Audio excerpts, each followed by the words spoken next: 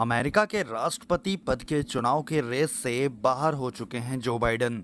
America में जो Biden राष्ट्रपति चुनाव नहीं लड़ेंगे। जब जो बाइडन से पूछा गया तो उन्होंने कहा कि मैं राष्ट्र के हित के बारे में सोचूंगा और अगर जरूरत पड़ी तो चुनाव नहीं भी लड़ूंगा। अमेरिका में 28 जून को प्रेसिडेंशियल डिबेट के दौरान डेमोक्रेटिक पार्टी के नेता यह मांग कर रहे थे कि जो बाइडन अपना नाम इस चुनाव से वापस ले लें और राष्ट्रपति पद के लिए अपनी उम्मीदवारी को छोड़ दें। संयुक्त राष्ट्र अमेरिका के पूर्व राष्ट्रपति बराक ओबामा ने भी यही डिमांड की थी कि जो बाइडन को राष्ट्रपति के चुनाव में नहीं खड़ा होना चाहिए। इसके बाद जो बाइडन कहते हैं कि अगर मैं किसी तरीके से अनफिट होता हूं या मैं किसी वजह से बीमार हो जाता हूं तो मैं सोचूंगा कि प्रेसिडेंशियल इलेक्शन ना लड़ूं। लेकिन अभी की खबर यह है कि जो बाइडन ने अपना नाम वापस ले लिया है। उन्होंने सोशल मीडिया प्लेटफॉर्म एक्स पर लिखा कि मैंने तय किया है कि मैं राष्ट्रपति पद के लिए नामांकन स्वीकार नहीं करूंगा। उन्होंने कहा कि जब 2020 में मुझे पार्टी ने उम्मीदवार बनाया था तो मैंने पहला फैसला कमला हैरिस को वाइस प्रेसिडेंट पद के लिए चुनने के लिए किया था और ये उनके हिसाब से उनका सबसे बेहतरीन फैसला भी था। जो बाइडन ने अमेरिका के रहने वाले लोगों के लिए एक लेटर लिखा।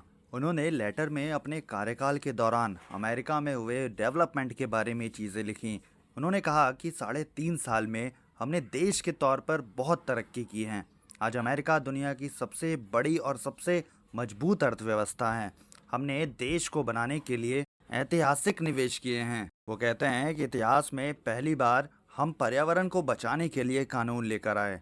अमेरिका पहली बार इतनी बेहतर स्थिति में रहा है।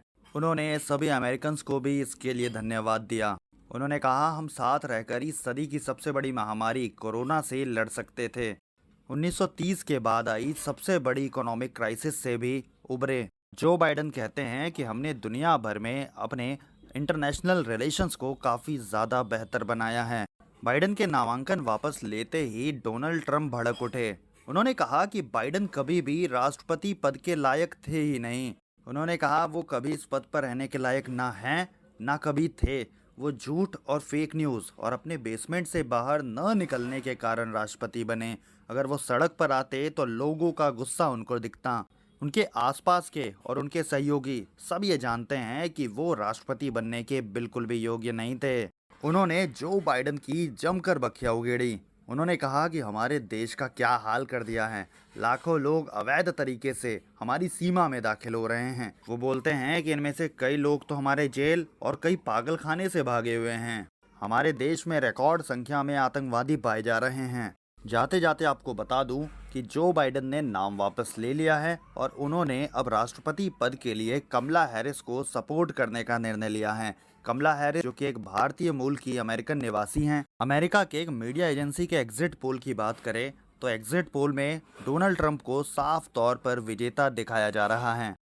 क्या लगता है आपको, कमला हैरिस बनाम डोनाल्ड ट्रंप की इस लड़ाई में कौन मारेगा बाजी? कमेंट सेक्शन में बताइए और ऐसी ताज़ा तरीन अपडेट से जुड़े रहने के लिए सब्सक्राइब करें वी युवा को।